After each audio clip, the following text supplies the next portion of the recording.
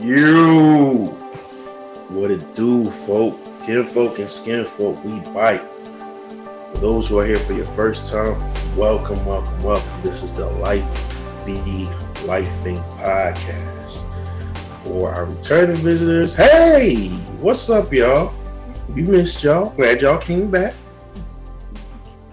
Get comfortable. Y'all know we be here for about an hour at least. So, get comfortable. Let's have some fun, all right? As mentioned on previous episodes, we're kind of fans of the BMF series. So, we decided that we're going to go ahead and start recapping the seasons the episodes as they go along in season two, instead of waiting to do the end of the recap like we did with season one. All right. So let's get to it. Season two, episode one, right? You slipping, my G. With the intros. Oh man, you absolutely right. See, this is why I have a co-host who's not only beautiful, thuggish, hilarious, but she's smart and she know the business. You feel me? The one, the only Mimi, the goddess, and she is flanked by the fantastic yet forgetful favorite fat freckle man, big dog. Your favorite coach's favorite coach, Kyrie Second Servants, aka Splash Charles. So now let's get down to the BMF season two, episode one.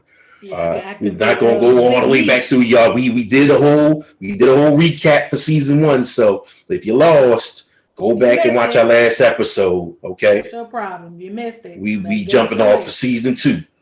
All right, go ahead and refer to the previous episode for all the rest of the stuff. Go ahead, Misha, lead us off.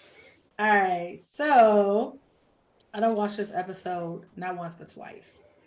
And it seems as though they are doing this whole start from the end of BMF and dialing it back to where, I guess things started to kind of transition to the big time for them and how the split between, Southwest T and Big Meech happened and how that transpired. So, in this episode, it starts off where Detective, I don't forget his name, the black dude. Um, I forget his name too. I'm tripping. It started with a B. The dude Brian. that I hate, Detective Brian. And wait, hold on, Mish. You're missing the most important part. To start off with season two. Season one starts off with narration by Meech. Season two starts off with narration by T. It sure does. Which I actually found very interesting because I guess I just assumed they would just always let Meech narrate it. Me too. However, I was kind of taken aback, but pleasantly surprised by this, right? So it starts off with him packing a bag in his home.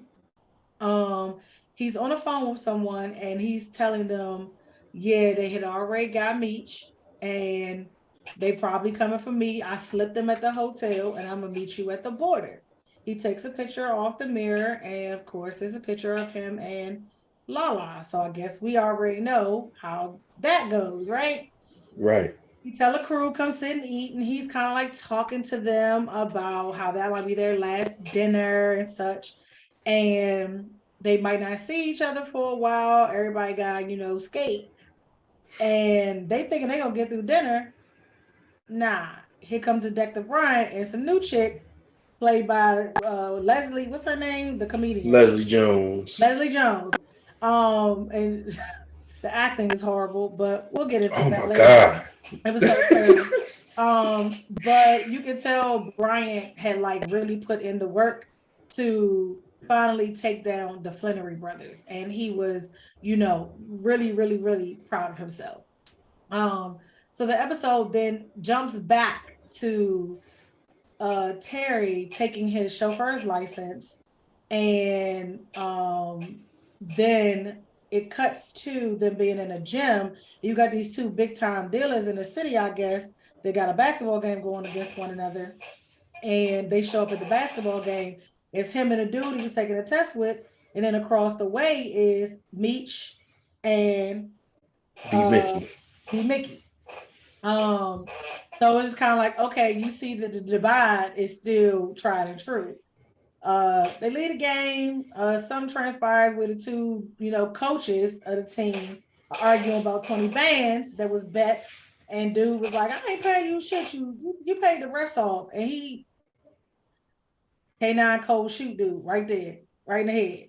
And at this time, if you backtrack a little bit, Meech did a job for K9 and he was bringing some bricks back. And this is where we see how crafty Meech is because he was talking to the dude, and I don't remember if they alluded to who the guy was that he was picking up the bricks from. He was packing his waist and all of that. And I remember him going through the casino because he was like, "You're not going to stay and partake." They was at a big fight. He was like, "No, I got to get back. I got to get this work to K9 and I got to get this money." He was like, "Well, this where the real players come out, all of the people with the money." So he introducing them to, the Jamaica gang, and they up pops my infamous, City, Rachel Edmonds. And a couple of other, big time known drug dealers in the game back then. And so he's kind of hipping him like, yeah, if you not here, you ain't big time. You ain't made it. You ain't doing shit. So that's when you kind of saw the glimmer in Meech's eye for what he had planned to do with BMF going forward. So he goes to get on a plane, dogs at the airport, because now they getting high heavy on how they moving weight. Right. So Mr. Meech gets smart and he was like, "Oh, I'm gonna just hop on this bus and just take this bus home." So he did. He gets fast forward back to them in the parking lot. Dude pull up, tell Meech hop in the car with the weight. They go to this little club. Then in comes Big L. So we already know something happened with that, the way she just shaded Meech. And K9 is kind of telling Meech like, "Well, she don't fuck with you. Why should I fuck with you?" And he was talking to him about, yeah, me working with someone is not based on money and what they can do for me. He's like, it's based on tangibles that I can't touch. He was like, honesty, trust, truth, all that kind of stuff. So Meech kind of was like, he getting all these gems now and he just ready to kind of like lock in. Fast forward a little bit, and then you got, 19th Street, 12th Street crew, right? 12th Street crew. 12th Street. And BMF, so they show up at the record shop. And Meech makes it clear he wants everybody to kind of pull their resources together because now, the boogeyman is dead. Right. And they're ready to kind of like, get this money. So he makes it seem like he locked in with K9, but they kind of could tell, like what they say, Meech always selling wolf ticket. But lo and behold, he goes and talks to K9, and K9 give him, he said, "Well, if you want 10 bricks, I'm gonna give you 20." And he hands him a box. Giving out gifts, right? So Meech like, "Oh shit, you blessing me." He opened it. Yeah, because he gave watches to all his men, necklaces, all this stuff. Because he said the best way to have people stay faithful to you is to take care of them. Take care of the people who take care of you. Exactly. And so how did he take care of Meech? He done chopped Big L lips off her face. He said because she was talking too much. And I think what he was trying to tell Meech is, you real flashy, you do a lot of talking, and she was making a bad business for you. And really, she wasn't bringing me nothing to the table because it seemed like their relationship was kind of like all some she was trying to fuck type shit. Not really good business. It seemed like she was trying to mix business with the pleasure from what I observed. Right. So he just like let Meech know, like, yeah, I'm willing to rock with you, but you gotta rock a little differently. So I think Meech was like, I'm with whatever to get this money, right? So Terry get his chauffeur license, all of that straight and narrow shit, looking like it's about to be sweet. His baby mama and the kids show back up because his mama pulled that move with telling her to take the dip out of town to get him to leave. Which she did. Yep. So she back, but we noticed at the basketball game he sets his sights on Lala. And I can't remember whose wife she actually is. So remember, he goes into the insurance spot to add himself to the insurance because he got the chauffeur's license. And then he comes back the next day, brings her this orchid flower. And because he saw her previous one die. Yeah, right. And she flashes so back in season 1, and I can't remember the guy's name. Back in season 1, at how am I forgetting his name? Pat's party. There we go. The same way, they always getting these things and somebody introducing them to major players. That was one of his homies or whatever. Yep. And he's like, yeah, this is him and his wife. You know what I'm saying? And she had already bumped by him on the way into that party, if you remember. Yep, and she was kind of like, she peeped the fly. She kind of was eyeing and she dug it. Yeah, she was feeling this fly. Too. She was feeling this fly. So, you know what I mean? He's like, oh, yeah, I'm loving that. Sees that that's the wife, leaves that alone. But now he's seeing her more and more. And it's like, he like something about her. I got to make a play. I got to make a play. Yeah. So it was funny how he like reintroduced himself to her as if he had to. You're not in a drug game no more, but you made it clear that you were one of Pat's top earners. Like, if you try not to be in that life, then you shouldn't be mentioning that life. So I found that kind of weird. To me, that said he really wasn't trying to be out the life, and he wanted to use that life as it benefit him. And he could. Well, to me, it's just a typical guy thing. You leave with the dollars. You know what I'm saying? So I was about to say, you saw who her husband was. There you go. You saw who her husband was, and now you see what her legal clean job is. Yeah. Either way, money. You got to be a factor, and here you are coming in for a chauffeur's license. Well, she told him, you holding up my line, and I get paid per client. Yep, I get paid commission. You holding up the line, talking to you ain't making me money. Me no money. That's exactly what she told him. So we could tell she all about the money, right? Mm-hmm. And it was funny how like he in bed with his baby mom, dreaming about her. She said, "Open your eyes." He's like, He knew he couldn't hold it together. So I said, these niggas ain't shit. So the mom decides to have a little dinner, and she invites Meech. And Meech says something that kind of made me understand, like, how he basically... we got backtrack to that invite. Because seems like it's going to be an important part of the season, where earlier on in the episode, you see Charles and I forgot the mom name. I want to say Gloria. Let's call her Gloria for now. Charles and Gloria sitting there. She got her work uniform on. He got his work uniform on. He working at the mechanic shop. And, they stopped to get a bite to eat. And the discontentment on her face is real. Mm-hmm. It is palpable. She is not the same hopeful person she was in season 1 at all. Even though they managed to, quote unquote, save Terry from the drug game, which was such a big deal, you would have thought they would unified her and gave her some peace. But nope. She complained about Nicole's smart mouth. The money's super funny to the point where she back in the Wendy's uniform. Yep. You know what I'm saying? So she is not happy with him, and he's sitting there trying to give her sweet nothings and butter up and like, once Terry come on, we gonna get this money and I'm gonna take you over here to eat. Carl's top house. Yada. And she's not feeling it. Yeah. And she's not feeling it. And then while she's at work at Wendy's, he pull up. Meech pull up. I was about to get to that. So she gives him the invite for dinner. And he says something that really kind of like, I was like, oh yeah, Meech ready to make a power play. He was like, Mom, I really, how does Dad feel about that? He don't want me there. He said, I really, that's his house and I want to respect him. He said, I really didn't understand it then. He said, but as I move forward now, I really understand it even more. I said, oh shit. Like, he big on his respect thing now. So we see he about to be savage with this shit.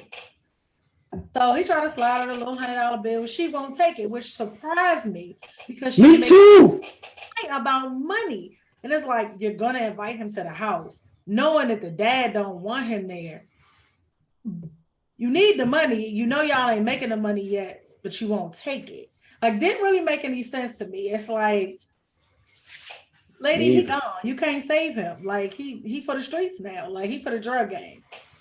So he doesn't show up for dinner. And it to me, I think it's real funny how it's like both. Well, I feel like all of them are kind of jealous of the love she has for Meech. Like the little sister, Absolutely. I didn't think you cared about anybody but Meech. You care too much about Meech. And then the father was like, oh, what happened to Meech? Thought he was coming. You know, just kind of like, damn, y'all really be hating on this nigga. Like, you seen your brother? No, I ain't seen him. No, I ain't talked to him. Something must have came up. Like, they be hating. Yeah, but at least with Terry, I feel like Terry hurt. I feel like Terry is hurt because, you know what I'm saying? Like you said, from the womb to the tomb, it's like, damn, bro, you know what happened to me. You know what I'm saying? You see what predicament I'm in. Yeah. I ain't never sideways with you. You know what I'm saying? You know how we rock. So for you to not respect what I'm doing, you know what I mean, to the point where you're not speaking to me, because like you said, even at the game when they saw each other after the game, Terry was like, "Oh, you still not speaking?" And he's like, "You know, yeah." So like Terry, so Terry on one hand is hurt because again, that's his big brother, the person he idolized and thought that he would still have his respect even though he's not in the game no more.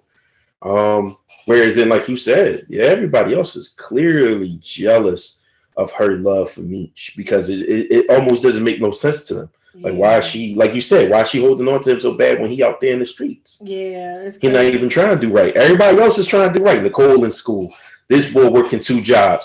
Terry that came out the drug game. And still, just not enough. That's her first baby, man. Michi, like the smile. That's her first baby. Her whole demeanor changed. She lit up, didn't she? Yeah, she did. She was never that happy for the rest of the episode at all. Like, even when she was in the kitchen, the funny shit, talking to the baby mama, Tawana, right? Is her name? Mm-hmm. Tawana. Right? Lawanda. Is it Lawanda or Tawanda? I don't know. One of those. It's something wild. I know that much. Tawanda. Yeah, she was like, yeah, I told you that move would work, and he overheard that shit. And so here's where I think it kind of starts to put a little something in Terry's mind about going back to the game, because he was like, damn, I can't trust nobody. Like, y'all, this y'all trying to control my life? I was like, oh shit, he going back to these streets. Because then I just have a sneaking suspicion that old girl gonna be like, you a regular nigga? I don't want no regular nigga. Like, and I think that's gonna drive him back to the streets. And another interesting thing, we see Bryant has custody of his son.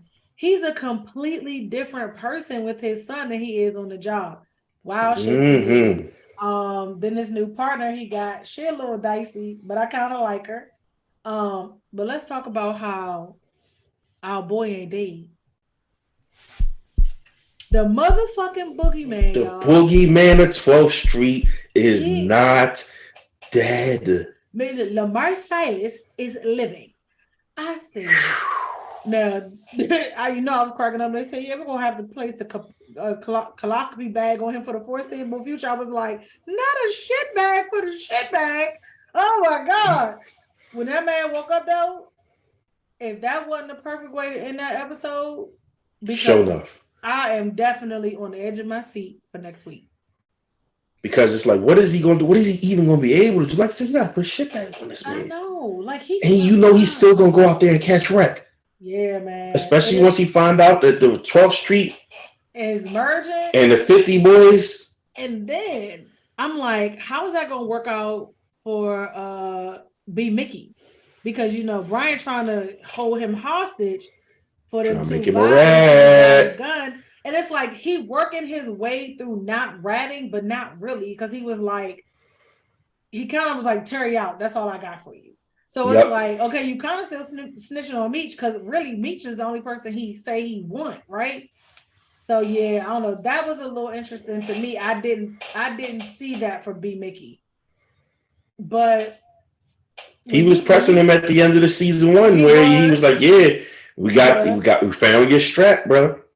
You Yeah, I found a was like, strap and found another strap that we gonna put on you, yep, even though that yep. wasn't yours. He said we put them two bodies on us. So I was like, damn, poor B Mickey, like he can't catch a break. Right, And you it's had to just kill funny. your boo, and they found the gun. So like, Yep, you yep. screwed. Yeah, and then it's like, he just trying to make sure his mother's straight. Like, so the whole scene That's with all he him wanted. and Meech talking about that, and he was like, I love you, you my brother, da da da. And then to see it transition to him going to talk to Detective Bryant and kind of giving him some information, I was like, damn, who can you Right, trust, man? right when Meech was trying to patch things up and make sure they super good. Like, yo, I'm making you my right hand now. Yep, yep. You that guy. You finally that guy. Yeah, that shit was. I was like, damn, this is about to get dicey. So Mm-hmm. yeah, I was impressed. I felt like at first it was moving a little slow, but as things got going, I was like, okay, I see what they're trying to do here. They're kind of Yeah. trying to ease us into the details so we kind of, don't miss much. So I'm definitely looking forward to the, episode 2. So Same here. Same here. yeah. Great breakdown. Yeah. Any takeaways for you that I might have missed? You hit most of the stuff on the head. Like I said, I like you. I feel like it's bad enough that T feels betrayed by his mom and by his baby mom, especially because he already had resentment towards her leaving. Yep. Because he thought she was going to ride or die for real. Yeah. Um, so he had already had resentment because even with the baby crying and she's like, I'll clean, I'll change him. He's like, nah, you had him You long took him enough. long enough. I got Oh, it. I was like, You know what I'm okay, saying? Terry. Right. So even with that, he had already had resentment towards her. Like you said, the whole seeing Lala's character and realizing that he don't really want to be with her no more is just kind of like, I'm transitioning Yeah. away from you as soon as I can. Yeah. And then to find out that you really like linked with my mom and betrayed me. My brother, what I mean, he seemed like he only wanted me to get back in the game. And like you said, this girl is about money. How Yeah. else he gonna get money? Yeah. That shit was kind of fucked up when he told him. He was like, we picked up meat. How many rides you got tonight? That's about $10 a pop. And then when he put his ass out, he gonna keep the change, broke ass Broke nigga. ass I said, nigga. damn, meat, you rough, my dude. Like, God damn, the man Just trying to look threw the honest nigga. papers He was at like, him. boom. That's like you throw it at a motherfucking stripper. Like, come on, you throw it at like he's a Exactly. hoe ass nigga. I said, oh, Real that's for real. petty. That's so petty, but that's why I love Big Meech. Like, that's some shit Big Meech would do. Big Meech got his Ah. fucking money. In my former life, I might have done some shit like that. Well, great segue because Oh. welcome, viewers, to the What If episode. Oh, And no, we're not doing the Marvel What If thing where we're recapping that. Although, as I am a geek, I am into that. So if any of y'all ever that's want your to talk thing. about it, hit me up on that. We'll get to that.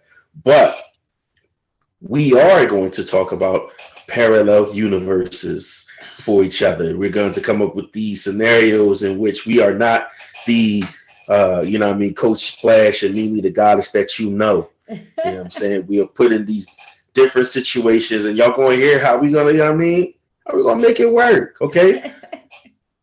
So, since you mentioned what you would do in a former life, here's the first proposal for you. Oh boy, am I ready for this? What would you do if you went to sleep at night and the next morning you woke up and your life, you still might have you still have the same name, same appearance, same body, but you now have the life of the infamous Rayful Edmonds. Oh shit. Oh shit. This is now, everything from the rights to the wrongs, his sins, his wins. All that is you now. And even with everything you know about him, you know that's on you now.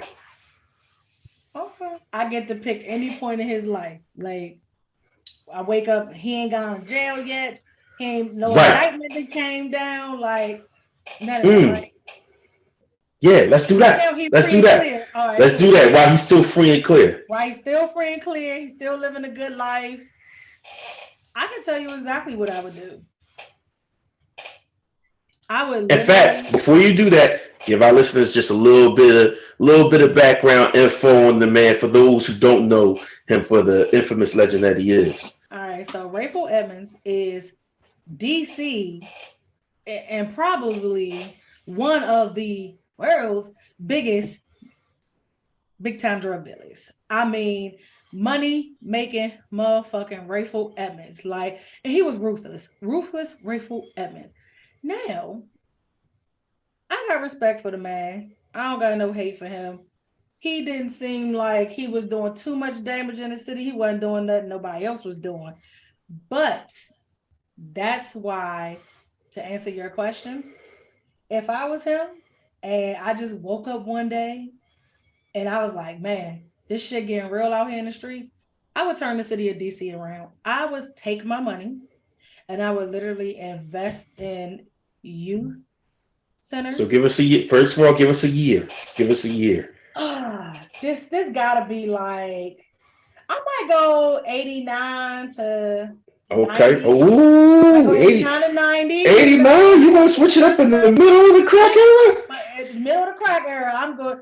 The height? With the height of the crack era, you know what I'm saying? I think I would literally take a turn for my city. I think I would try to really clean my city up. I would know what I know, like watching shit like now, like snowfall and all that kind of shit, and like what really went on between the, you know, with the crack era and the crack epidemic and how all that shit started. Like, I probably would take all of that money. I would invest that shit, put my money where it needed to be to make some return on investment. I probably would make sure all my boys were straight. I probably would set them up, be like, look, I'm out. I'm gonna give y'all money. Y'all go do what y'all want to do. I'm not trying to be the biggest dope boy in the gang no more. But I implore you guys to hop on board. And I would take DC the fuck over. I would literally take DC over. I would buy the block. I would build housing. I would be building youth centers. I would be running motherfucking basketball leagues in each motherfucking quadrant. Because you know DC is separated by 4 quadrants. So like I would set 4 quadrants of the city up like it was, I would build my own little motherfucking city. DC will be mine. Mine. You hear me? Like on a good note, like schools be redone, rec centers redone. I would clean up all these motherfucking corner stores owned by these Asians. Y'all gotta go. Everything, all black. Everything. I would set like, oh, people want to do businesses? Oh yeah. Bring me your proposal. I will really take all of that money and I'll wash that money the right way. And I get out of the dope game. And I would literally be the fucking mayor of DC for real. This will be mine. Fuck Sharon Brad Kelly. Fuck no, I ain't gonna say Marion Barry. Marion Barry is married for life. I know you're not gonna say that. I know you're not gonna say that. This might be my right hand. That might be my motherfucking right hand man. I might go to Marion Barry and be like, look, my nigga, what you trying to do? Come off the crack. Come on, leave the pipe alone. Come holler at me. Let's get this city right. Let's get it tight. Marion Barry would be my right hand man. Like we wouldn't get into fucking trout mouth Muriel Bowser. Like it would be none of this shit going on in the city right now. DC would be Demisha City. Motherfucking DC would be Demisha City. Hey, that's hard. Great weapons, but you know, I'm living a life. Yeah, like I said, you still keeping the same name, but you just got his life. Big Leash, DC, Demisha City. That's what the fuck it would be. I would take Rayful's money and do right by DC. As a native Washingtonian and saying the shit, I literally was on somebody's motherfucking social media post today going off about this city, and I cussed somebody else low key. I was nice nasty about it. Sent me a post about Muriel Bowser, and I was like, fuck that bitch. I was like, she does nothing for the city. Don't send, because she was like, federal workers either need to go back to work or turn over the federal buildings for housing in the city. Bitch, not when that motherfucking list for housing or for people's vouchers is long as hell, and we have over 13,000 vacancies, and you asking for the federal city to turn over buildings to you? Bitch, you want your pockets lined. Yeah. So if I was living a life of Rayful, There would be none of that. I would push all of these raggedy ass politicians out of DC. We'd be our own little mega city. We wouldn't need nobody. So I gotta ask one little question. That caveat. Yeah. Because let's be honest, you be a black, powerful person in America. How you think you're gonna pull this shit off and stay alive? Oh. How you gonna pull this off without ending up in a box? Oh man. That's why I probably would have to go ahead. Or do you end up in a box and you still try to pull it off? Hey, I'll take that. I'm not gonna lie. If it means my city ends up in a better state than what it is right now, if I could have done that and turned the city around for the crack epidemic and what it did to the city. Give me three concrete things in that time that you could have done to set up the Misha City to where this legacy outlives you, to where this progress could keep going on, even if they do somehow find a way to put you behind bars or put you in the dirt. Definitely, I would have set up a trust, and whoever my right hand is, I don't know, could be my sister, it could be my significant other, who knows at that time, might be my mama. My daddy is very enterprising. I definitely would set up a trust and leave it to 3 top people that I could trust. I probably would make somebody like I said, like Marion Barry, the face of shit, because he got shit done in the city. Black, white, and different. Marion Barry got shit done. He probably would be the front man for me. I would probably set up a trust, make somebody my front man, and I would basically set up investments through people to where that money just kept funneling. Programs like the DC Summer Youth Employment Program, that'll be a year-round program. I make that for adults too. Like literally, I would set up so many training programs, like so many job funneling programs. I would create so many federal jobs like that for I would get heavy into fucking contracts for the city. I would get heavy into government contracts. Damn, we talking. Like I would be heavy into government contracts. Defense shit. Oh hell yeah. Know what I know now? I definitely cyber, like IT shit. I would put people onto the futuristic shit that they would need to be looking out for, like education. Oh yeah, UDC. I would own that motherfucking university and I make that motherfucker a top tier university just for DC residents. No tuition. You want your degree? Meet the criteria. Graduate from a DC high school with a 3.0. But I might even lower to a 2.5 because says what? Right. You know what I mean? Because really, what are grades? Really? Because there's some motherfuckers that's smart. They just don't make grades. They're not driven like that. You know what I'm saying? All of the schools that had all of these motherfucking apprenticeship programs and shit, I resurrect all of them schools. We had big schools like that was teaching them like mechanics, shop, like all of that shit. I bring all of that shit back. That's another thing that fucked our city up. They took away stuff like, electrical work, plumbing work, HVAC work, all of the blue collar jobs. They fuck DC residents out of that. So that's the kind of shit that I would do. I would definitely set up a trust and make 3 people where I trusted the lead for that. Marion Barry would be my front person. I would definitely invest in the programs and like contracts and such that will make the city just run and give me their money clean. And I would just invest that into educating the people in my city and keeping them employed. And nobody in this city can move in unless they're a DC resident. I don't want you Virginia motherfuckers here. I don't want you Maryland motherfuckers here. I don't want you out of towners. No, you can't move here. If you're not a native Washingtonian, can't live here. Sorry. Taxes on homes, gone. If you own your shit outright, oh yeah, I put everybody mortgage up, pay, but you can't sell your house. Your house have to come back to my trust. Woo! I kill it. Everything will be mine. Like, see, that's why I asked for something concrete. When I own the city, I would own that city. I pay your house off. Yeah, I'm on your deed. You can have your house as long, you can pass it down to as many people in your family as you want. But the minute that y'all don't want to be a DC resident no more, that house come back to me and my trust. And I'm just gonna move another DC resident in there, motherfucker. Hey, I got plenty of nieces and nephews. They're gonna need places to live. Like, that's the kind of shit that I would do if I had the life of Rayful Edmonds and I wanted to get out the game clean. See, that turned out amazing. Well done. I I like They're it. business minded in that area, you know. I just don't, like you said. That's why I had to ask for something concrete. I had to make you make the movie. You had to make it a movie for the folks. You know what I'm just saying? cannot fathom the fact that you got to watch your back like that. Like you definitely can end up in a pine box 6 feet deep. I done That's a fact. it. Like I done That's a fact. seen it. Like I'm not with it. I wasn't with it. So I was like, I'm way too smart for the street game. I'm not dumb enough. You To know keep what it I'm going. saying? To I see hear the that. glamour in that shit for me to want to keep being bothered was nothing like that. Like, you know, that I was good on that, you know. So, but Rayful Edmonds, that man could have made moves in this city that could have changed, you know, the city forever. But you know, man, you got that money making mission. They love the game, the exactly, hustle. I'm about to say they love the game too much. They love the flash. You know, they love the bitches, the cars, you know, the clothes. I could get out. I could tired like Larry Bird, one of them niggas. Yep. No. Wasn't it ain't Street still gonna love me, man. Yeah. What me say? Yeah, like, Yeah, right. Yeah, So I I leave the like game, you that. still think I they're like gonna suck my dick? Nope. They don't care who I am.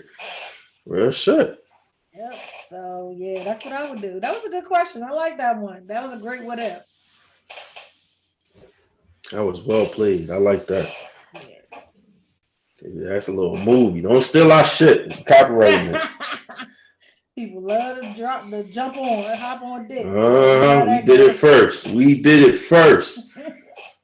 And I had a Washingtonian. Okay, represent, put it down. Yeah, I like that one. That so was y'all can watch. Y'all can watch all the documentaries y'all want. I got somebody authentic to get a game up. You feel me? Yeah, Rayful was the man in these streets, man. Like, you know what I'm saying? All right, what you got for me? Okay, so what if time machines existed? Where would you go first and what would you do? Oh man.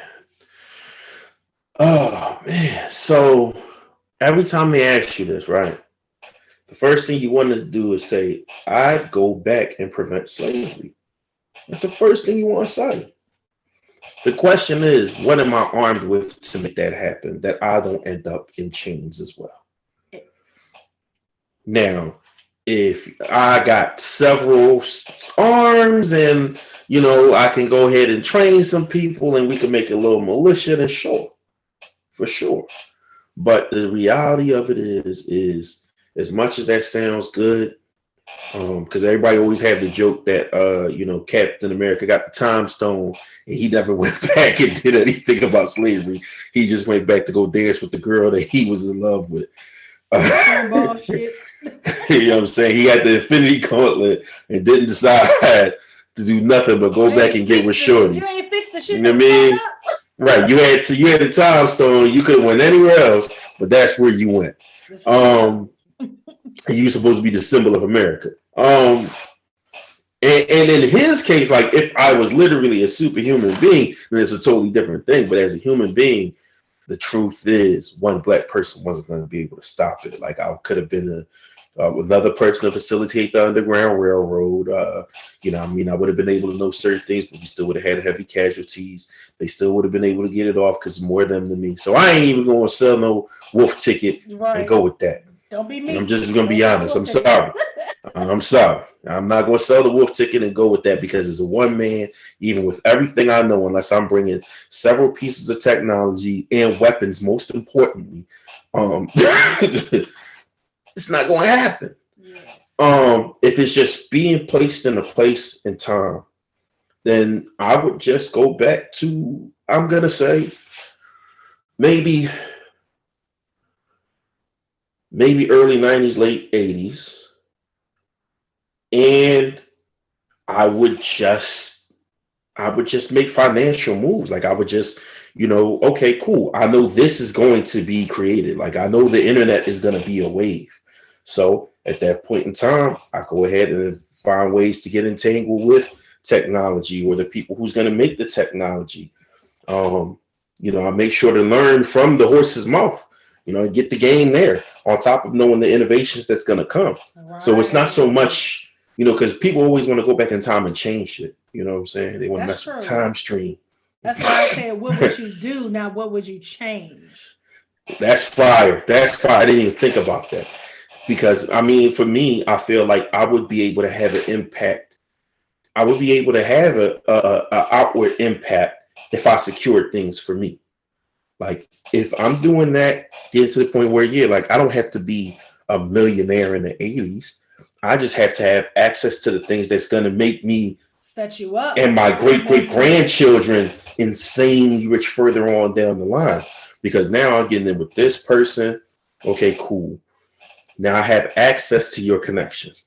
Through these connections, I start to gain a little bit of influence here, a little bit of power there. Then I start to do things like, okay, cool. I have enough influence to start influencing how things work with the school system. I'm not going to sit by idly and watch the Philadelphia school system go the way it has gone. It's not even going to get to the point where by the time 2000 hits, you have schools being closed for nothing. There's just too many buildings and kids are underperforming. So we're going to put 2 schools worth of underperforming kids in the same building and expect excellence? Like, honestly, no, I'm not going to do that. So I would definitely, that whole no child left behind thing. No, I'm going to counter that. With the influence I have, I'll make sure to get in with these people, these politicians or, these powerful people over here. I'll curry favor with this person and that person to where it's like, all right, cool. Y'all should shoot that bill down. You know why?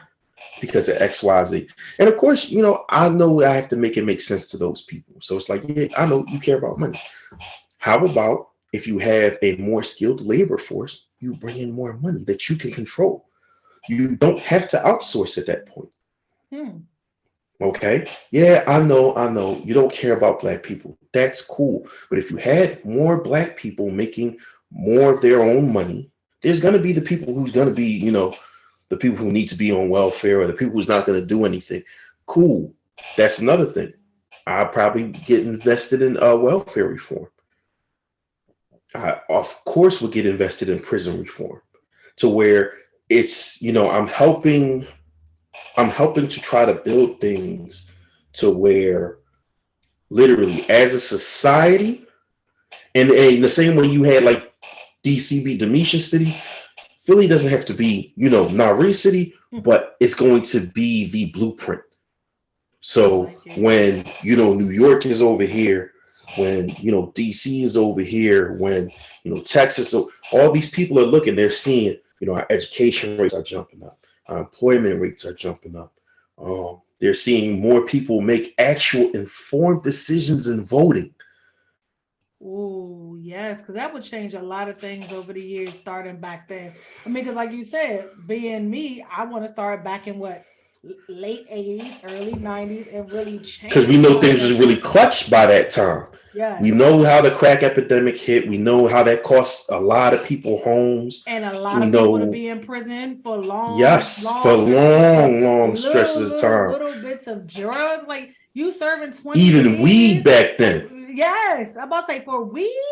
Like, and I know somebody would love to hear me say I decriminalize weed that far back, but that wouldn't be my mission, actually. No. My mission would actually be more towards like to be harder on cocaine, not crack, not weed, cocaine. Because if we're saying we're going to wage a war on drugs, wage the war on actual drugs. Yeah, because you know who that will fuck over. Exactly. Now, truth be told, the same thing I said to you, I don't expect to live this plan out. I don't expect to be old and gray. I don't expect to be old. I do not expect to be old and gray. As Dr. King said, I might not get to the promised land with you. I know I ain't. Right. I go back in time, I get these things kicking. I know I'm not going to see them all play out. The thing is to, like I said, the influence that I gain and the knowledge that I have is to pass it on to other people who feel motivated to keep it going. So once I get put in the box, they'll know that's why I got put in the box, and they'll continue to go ahead and keep their progress. And it won't be just, one or two people. I'll have my own virtual council of people where it's kind of like, all right, everybody ain't got to necessarily be altruistic and good, great-hearted, but they want to do things that make sense. They want Philadelphia to be a safer city. Yeah. You want to keep the suburbs, let's be honest. If you want to keep the suburbs white, cool. Do that by making sure Philly is a better place to live. Because then we don't have to, as soon as we get a good job, we run out there and then y'all come back here after things have been devalued and start the gentrification process. And that's what happened with DC. People started getting these good government jobs because at one point, sorry to bust into your, scenario. No, we talking about it. Because they're kind of intertwined. So it's kind of crazy how this is locking in. Because I remember when my parents were both government employees. Both DC government employees.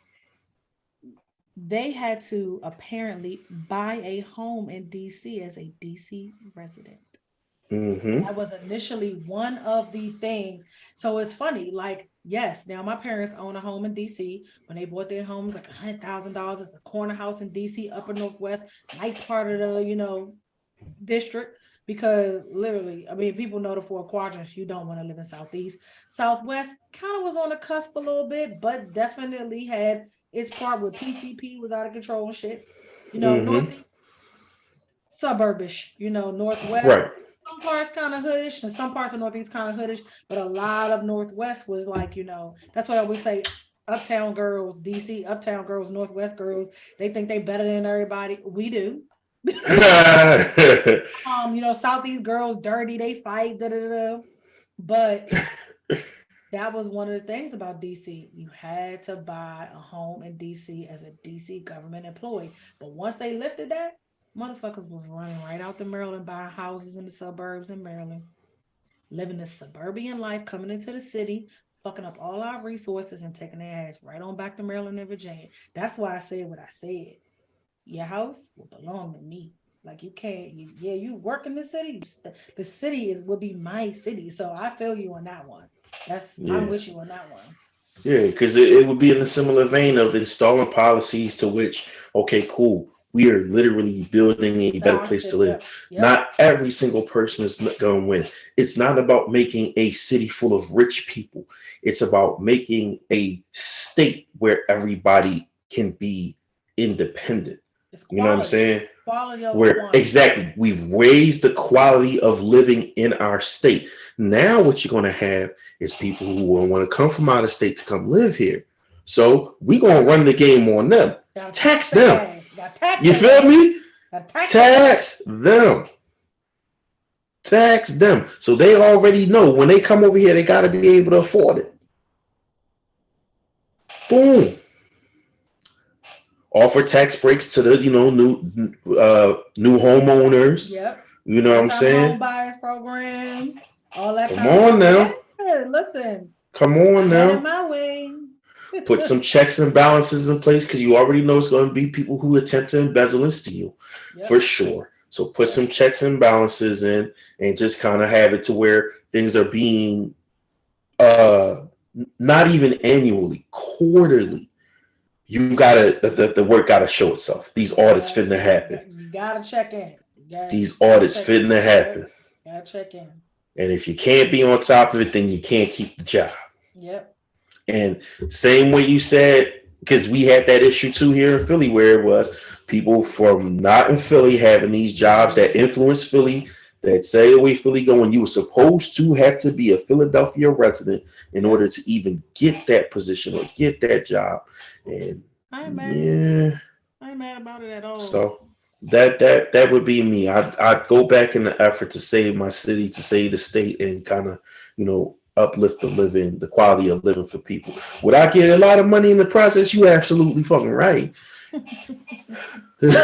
Yeah, my future generations would be set up. I would set myself up for you know what I'm saying? Like, yeah, I might not make it out, but they gonna make it good. Like, I'm gonna make it good. That's what for sure. My little brother would already be cool. He'd be already straight. already set up. My mom is great with money, so I'd already yeah. have her, set up Yeah, my to mom would where, definitely be my you know, contracts person.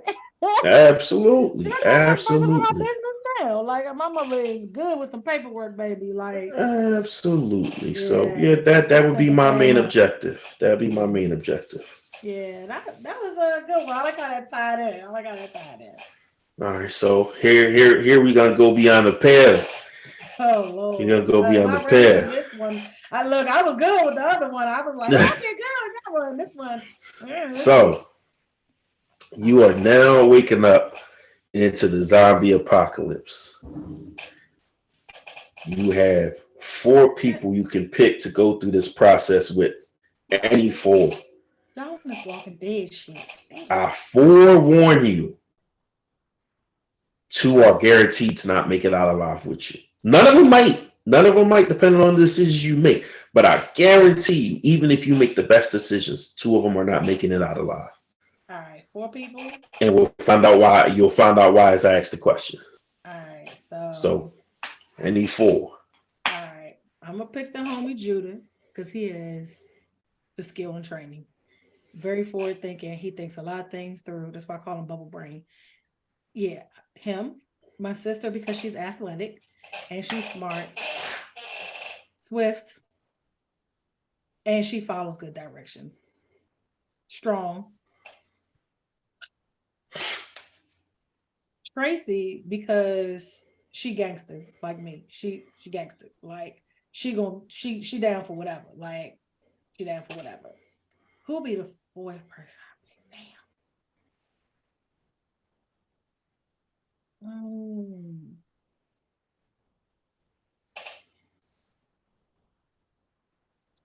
Damn. Who'll be the 4th person to have pick?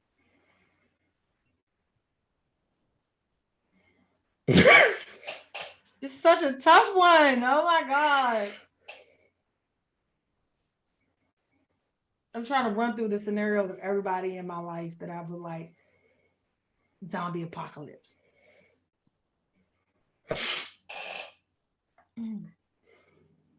And I put the caveat on that this is a temporary situation. Unlike the Walking Dead show, it's just going to drag it out because they need to drag it out as a TV show. This is a situation where you just have to survive long enough to survive it.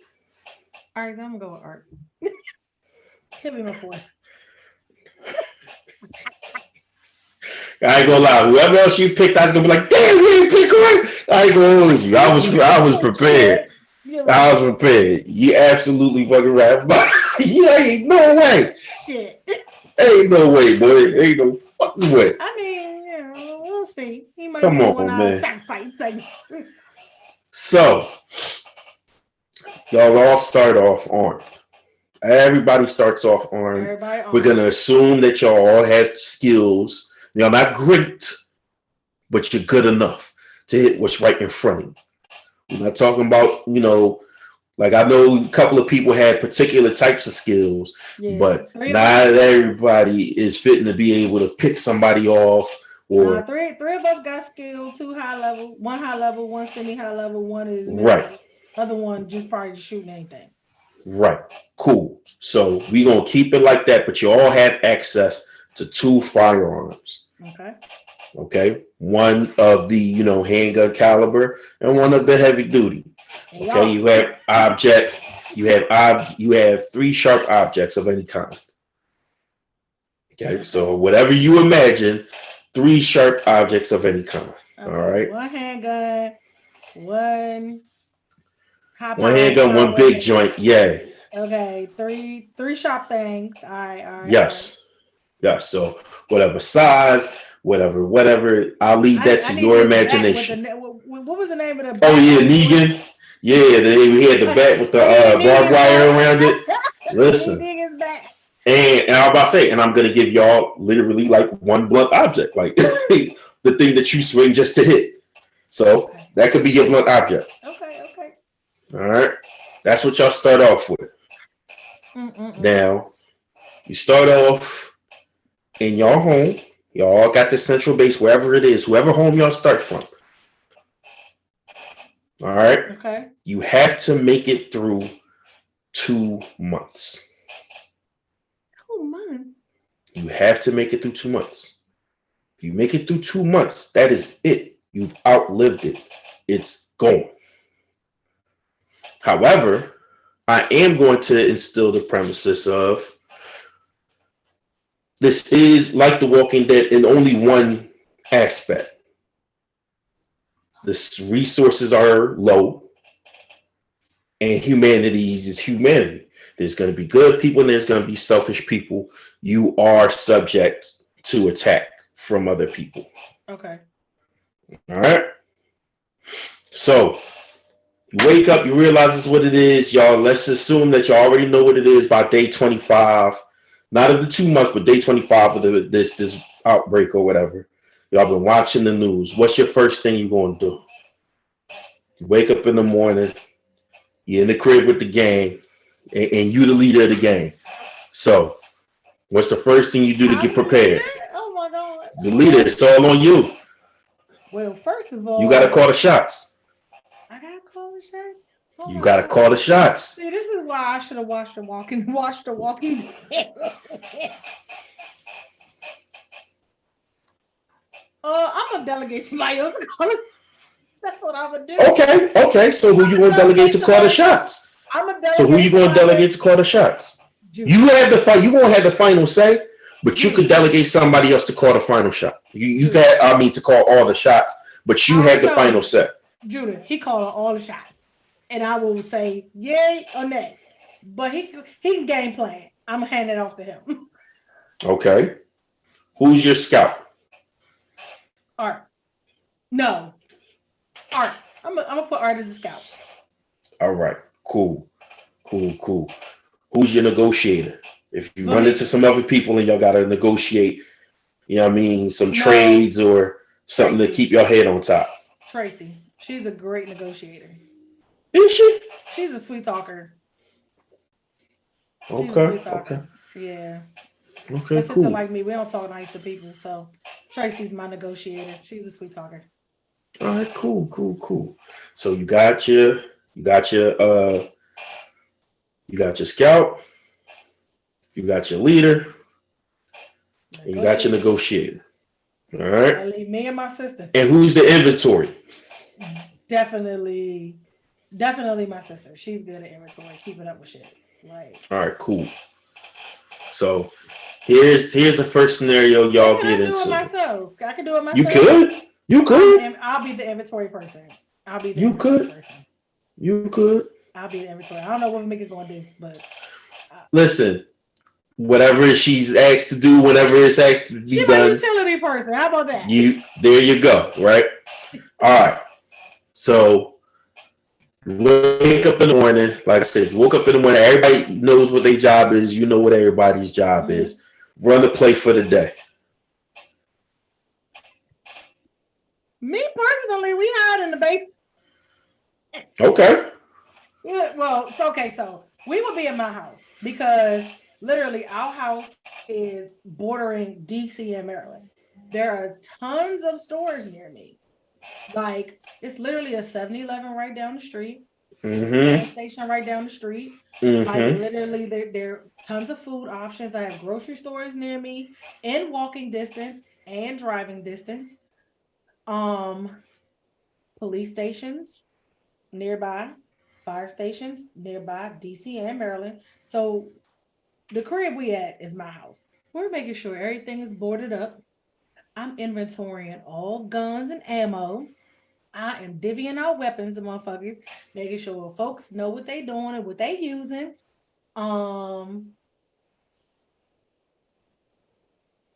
Making sure all of the vehicles are gassed up and we have gas supply in the garage. Because, we got tons of vehicles over this motherfucker. So, I mean, plus what everybody drove over this motherfucker. So, everybody got a vehicle plus one. What else? We'll make sure we got food, grab and go shit. And probably set up a command center in my office to just keep the news going. Smart. Smart. I like it. I like it. Okay. Okay, cool. I think that's about as good as it's gonna get for me. Okay, cool. Okay, cool. So here we go. I'm gonna fast forward y'all to week 3. Okay, week 3. All right, y'all in week 3 trying to survive for 2 months. Week 3, y'all are hit by raiders. Armed raiders. Okay. Right? Ain't no negotiation. Tracy don't get to work her magic. Y'all look like y'all doing too well. And they coming to so they mad and they come to, steal, kill, and destroy. First line of defense. Who up? Art. Okay. And Lugo. Gotta have Lugo. Gotta have Lugo. Yeah, gotta have Lugo do his thing. Gotta have Lugo do his thing. Yes. All right, cool. So the only thing Art can buy y'all is an exit. Because it's more of them than y'all. Okay. So you're gonna have to surrender the house. Okay. If you want to live. Okay. If you want everybody to make it out alive. Now, here's the thing. You can keep the house. You can keep the house. You can keep the house if one person gets killed. And you have to pick that one person. Gotta be the person. It can't be the dog. The dog gonna go out with whoever it is. So you losing my man Lugo, and you losing the person. If you keep the house. If you decide to abandon the house, everybody, including Lugo, makes it out. All right, we just gonna lose the house because we stronger together as a team. Can't lose no people. Can't lose no people. We all go together. We just gonna hop in the trucks and we out. Cool. Now, one last question before you leave the house. You turn on the shit so it burns, or you just get up out of there? The Raiders get to stay in there. I get to burn the Raiders down in the house. Burning this motherfucker down. Y'all motherfuckers gonna die for invading my shit. I can't kill y'all asses. I'm gonna fire y'all asses. All right, cool. So y'all next stop is an abandoned corner store. Not corner store, convenience store. Let's call it that. 7-Eleven down the street. All right, so y'all gotta clear. That's too close. All that shit is wiped out by now. Okay. Because it's too convenient. You know what I'm saying? I'd have been there. If I was there, that's the first place I'm going. You know what I'm saying? I'd have been out there. That whole strip torn down because it's too accessible. So y'all go some miles out, find a little mom and pop shop. You know what I mean? Y'all got to get in there. So who's going to be the first person to go in there and make sure there's no living and dead? Judah. He cleaned that shit out. Cool. So he clears it out, y'all good. Let me fast forward y'all to week 4.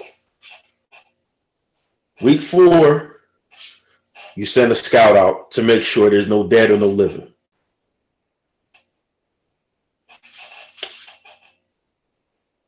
Then y'all supposed to go try to find another destination because you know this ain't gonna last for so long. Right. Who's the 2 people you send to go try to find another location? I'm going to say Art and Judah. Cool. They go, they come back. Bad news, your scout dropped the ball. And now one of the 2 is infected.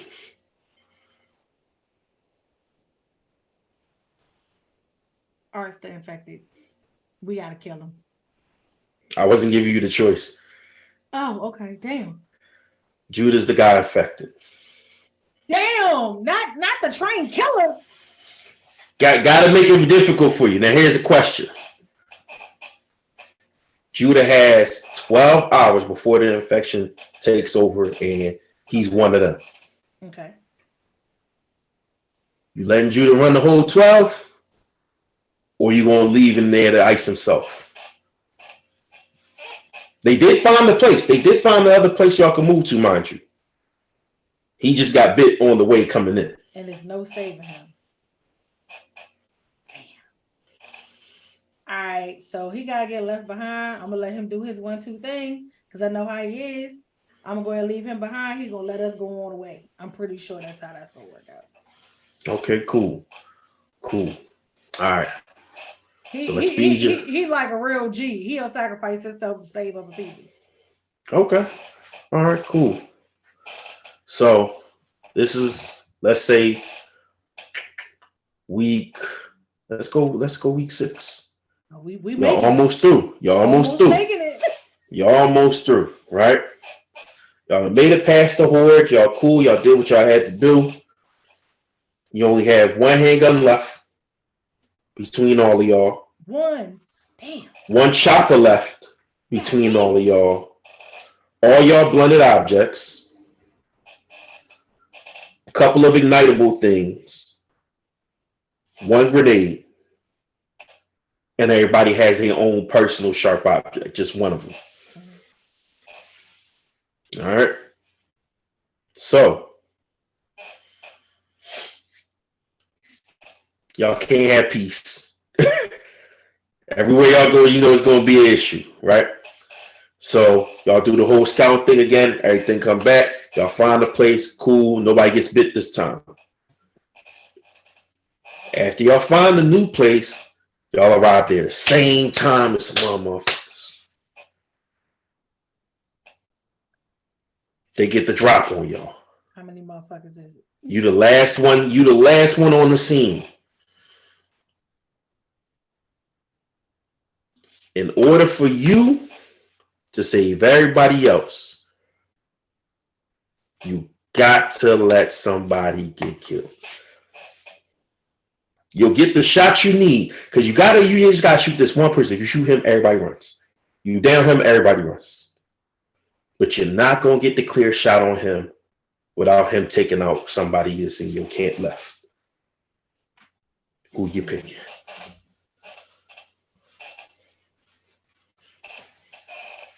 The shot killing them? They out of here. And you got 2 more weeks. You got 2 more weeks of this. After this. It's probably gonna be Tracy.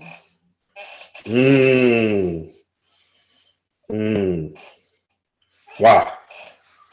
Because she's the least skilled. What a judgment call.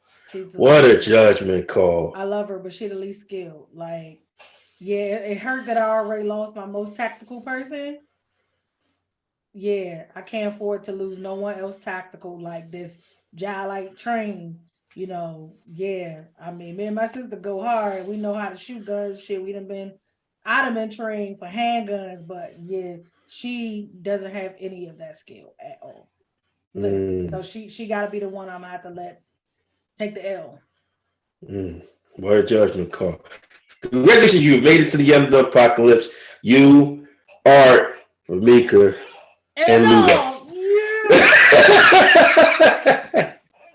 Hey, that's kind of fucked up. I was sacrificing Art off the jump, though. Yeah, you know, I wasn't going to say that about it. I wasn't going to say that about it. I wasn't going to say that about it on air, but that was pretty fucked up.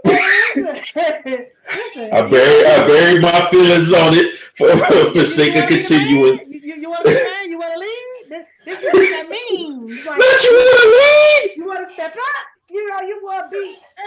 This is what you got to do. Yo, not you want to leave. Is this thing on? Hey, yo. She said you want to be the man, you want to lead. God damn. In the front, you on the front line, baby. Like, take all of that. Blah, blah, blah, blah, blah. Oh, God damn. I'm told you, I'm a tough bitch. Hey, listen. Hey, you got it. Say less. Go on. Oh, shit. Come on, push your ass right on that motherfucking door. Oh, shit. I ain't shit. I'm going to hell. Push it. You picked that nigga to get bit too. God damn, bro. God damn, bro. She tried to ice you twice, bro. I'm sure he do me in too. Oh shit. That's wild. That is wild. I mean, Ice my nigga twice, man. Hey, survival. Nigga, you made it though, bro. You made it though, bro. Fucking like a cockroach. You made it though, bro. Nigga never die. Yo, come on, yo. Not like this. All right, man. Give me yours, man. Long live art, bro. My nigga. Oh shit. That shit. Oh, that was a good one. Now that was a good one. Now you're gonna make my little question seem less than stellar. No, man. I'm sure you got something good. Well, because I know it's something that you're really into. See? If you could be any comic book character Ooh. in the world, who would it be? Why? And what would you do as that comic book character? Damn. Whew. So, spoiler alert, he's gonna be black. I expected nothing less, my G. This is a hard one, man. This is a hard one. Yeah, because this fucking zombie apocalypse shit you hit me with. I was like, this is a hard one. This is a hard one. All right, first I gotta pick the person before I can answer the other two questions. Okay, take that. All right. So here's my. Now there might be quote unquote some greater heroes than these particular heroes if you think about it. But hero. for me, I'm biased. So T'Challa gotta be in the running for at least one of my final choices. African King and all that good shit. I gotta have him in there. So I'm gonna say between him. Now, hold on. Before I answer this question, do other superheroes exist, or am I like the only one? Okay, so you already led me to my next question. You get to pick someone as your superhero sidekick. All right, cool. So in that case, since it's gonna not be too many of us, I'm gonna go with a character. I'm gonna go with a character called Blue Marvel. I'm gonna go with him. So, for those of you who are unaware, there is a Marvel character called Blue Marvel. They came up with him a while ago. Kind of that Superman, sort of the Superman archetype, you know, cape, muscles, whatever, what have you, right? So I'm not going to get too much into the science of his powers because, you know, it's all gobbledygook in real life. But let's just say that an experiment went wrong and now the man's bulletproof. He can shoot beams. He can fly.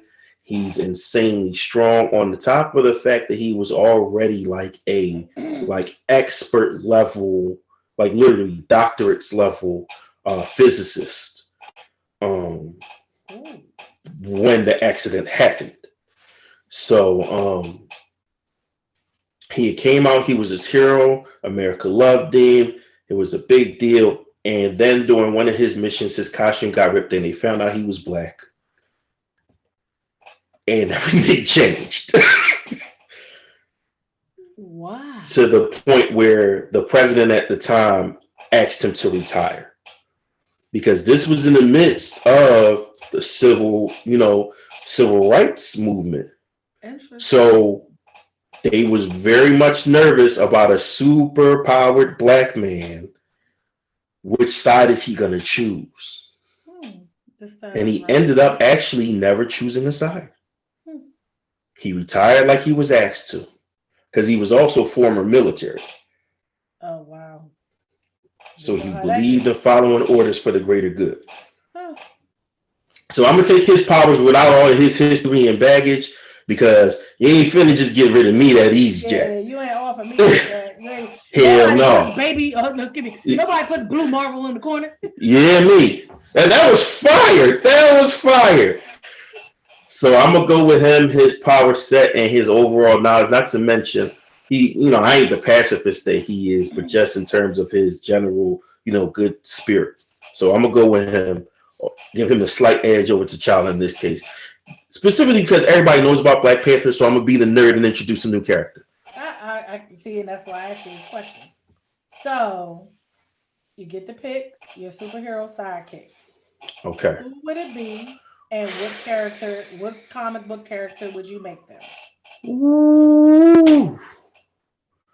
Oh man. Oh man. Oh man. All right. So I'm go. Ooh. Thought you had me. This is tough because I got some people I really rock with. I'm gonna just cheap out and I'm gonna go with my younger brother Nigel. I'm gonna go with him and I'm gonna set him up in the Luke Cage archetype.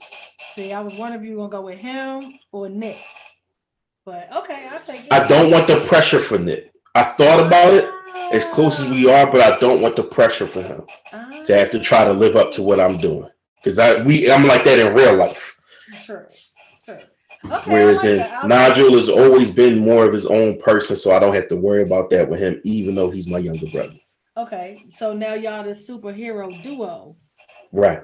What are y'all doing with y'all powers? Okay, so first and foremost, we starting at the street level. We are going to the quote unquote war on drugs. We're actually going to make that a real thing.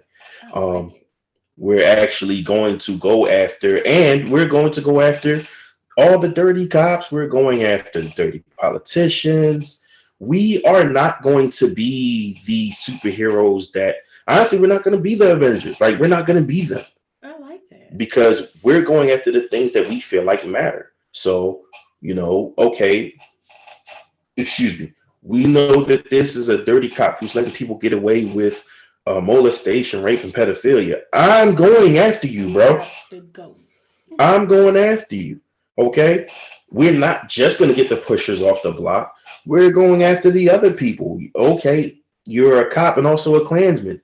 We getting you up out of here. I like it. And we're going to end up like probably looking like anti-heroes at the end of the day because whereas then my brother will probably be the one to want to go more about it by the book. He understands that if we would ever be functional at the city level, we couldn't. Because that's the thing about the Avengers, right? Like you don't hear stories about Captain America,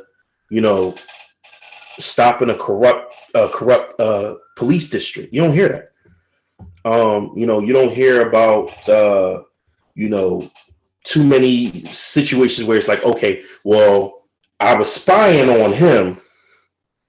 So now I know there's a plot, assassination attempt on this cop because this cop's set to testify against that cop for an abuse, for an excessive force situation.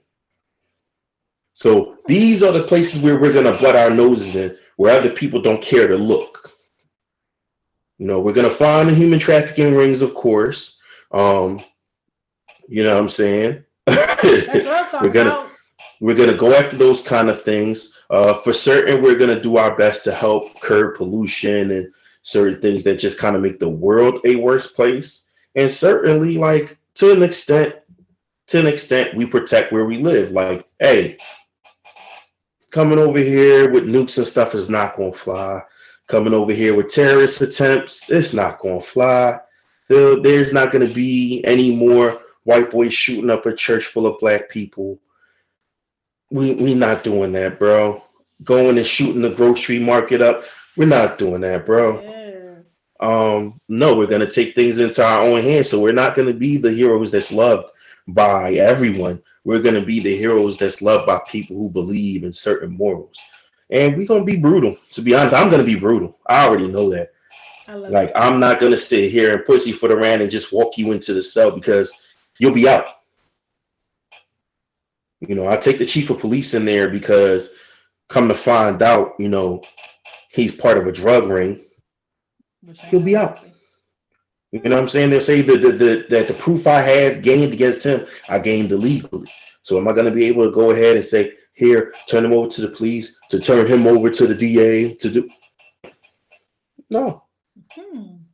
No. I'm just going to break his fucking arm. Gotta go. Sorry. You know what I'm saying? I'm going to put a hole in his house. I'm going to put the fear of God in him. So you don't get to be comfortable. So if you guys want to do these things, cool. I can't necessarily make you, like go by the book and make them stop you. I'm not Captain America though. I'm going to make shit really uncomfortable for you. Every flashy car that you bought with this illegal money, politician person, I'm going to toss them shits to the Saturn. To the Saturn? Like to the rings of Saturn, okay? Like, that's how it's going to be. Like, I'm going to make these displays.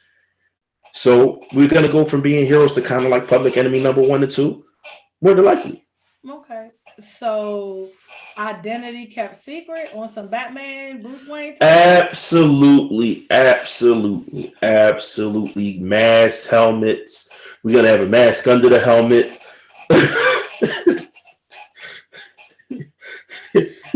That's smart. And a shiesty under that.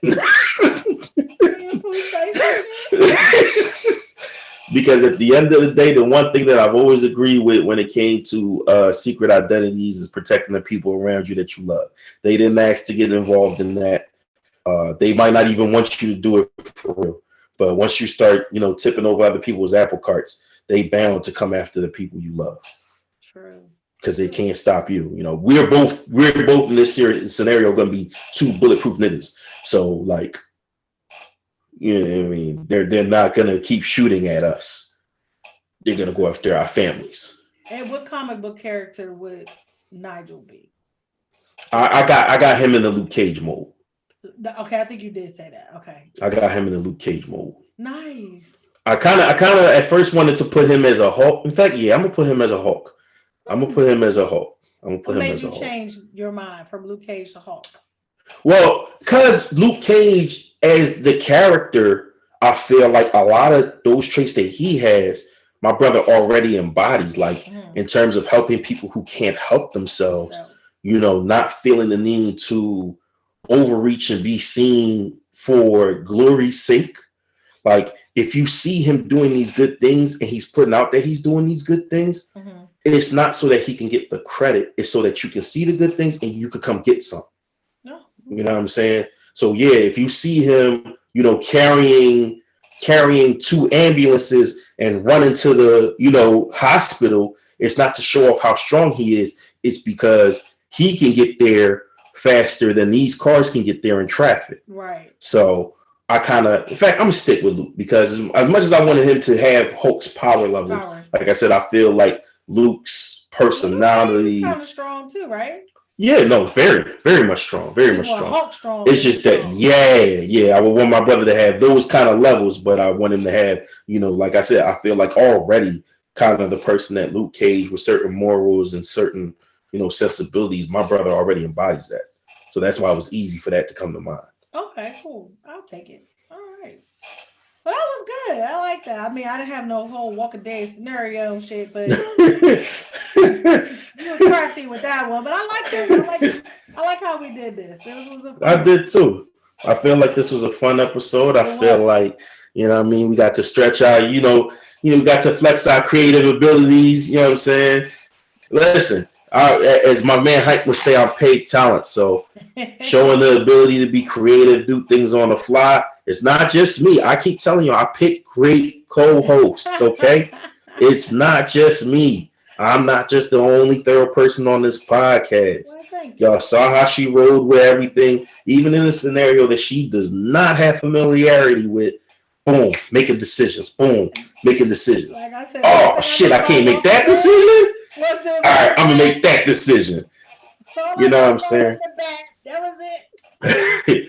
Like even like I said, even the decision that you made, why you gave up Tracy, knowing how close y'all are in real life, you know what I'm saying, and even the fact that you picked her, it's like, damn, didn't know how that's tough, but it's brilliant. It's tough, but it makes the most sense. Yeah. So you know what I'm saying.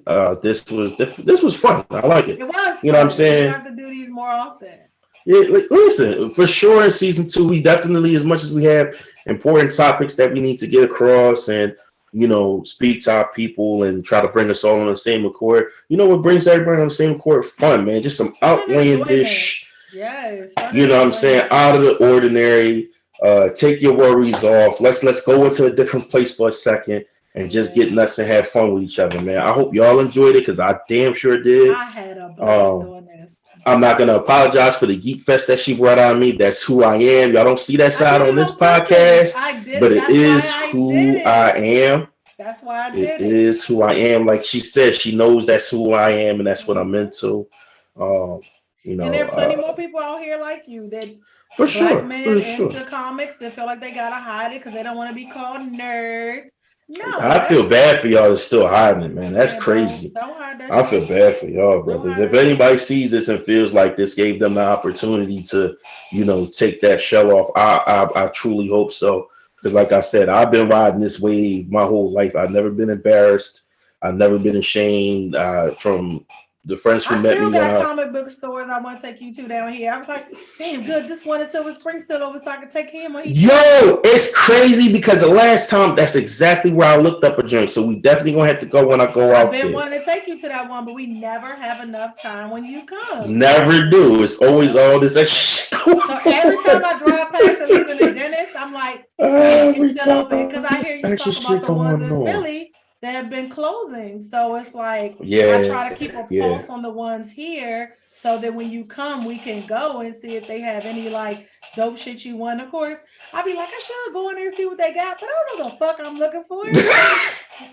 Listen, like I'm that person that like ever since our phones had cameras, if I'm going someplace and there's a store I can get to, I'm gonna try to take video of it, pictures, just to experience different, experience. In different places because it do be different feels in different places. Like, just the vibe be different. Yeah, you might so for sure, shit you're looking for, and I might slide in there and see what the vibe is like, and if they have anything, and let you know. So that's a bet. That's the kind of stuff I like doing for people that I care about. I like indulging in the things that they are into because it like just brings me that much closer to y'all. So. Yeah, I'm with it. Like I said, I don't know shit about Walking Dead. I don't know shit about comic books. And in the sense of I don't know a lot. Like to me, I don't know shit. Compared I know exactly to what you y'all mean. know. You know what I'm saying?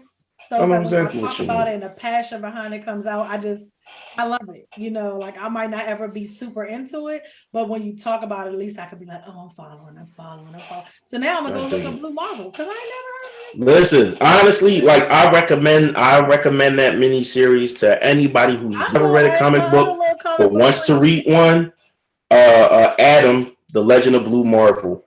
Check it out.